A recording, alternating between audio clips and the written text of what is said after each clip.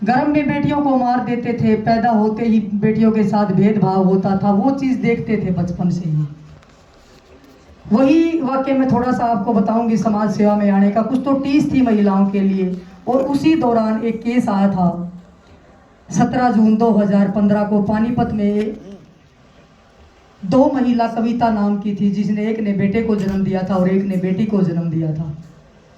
बेटा होने का दोनों दावा कर रही थी और बेटी को कोई भी नहीं अपना रहा था। पहला योगा दिवस था।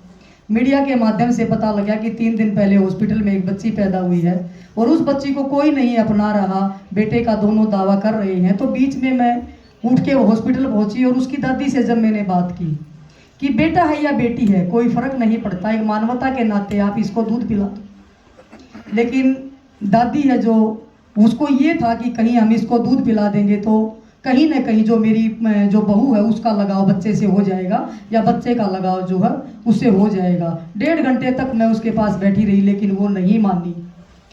वहीं से मैंने संकल्प लिया था कि मुझे पता था कि ये बेटी इन्हीं की है, क्योंकि हॉस्पिटल में पता लग गया था कि टैग बदला गया था कविता का, और वो 3 लड़कियां उनको पहले थी, वही पता लग गया था कि भाई बेटी तो इन्हीं की है। और 135 दिन उस बेटी की लड़ाई लड़ी, और 135 दिन में उसका जब डीएनए हुआ तो बेटी उन्हीं की मिली। तो उस बेटी को वहां तक पहुंचाया। उसी दौरान 2-3 बच्चे और थे जो बेटियां पैदा करके बेटियों को फेंक देते हैं। उसी दौरान एक बच्ची को अक्टूबर में पैदा करके पॉलीथीन में रोक के और मतलब झाड़ियों में फेंक दिया था।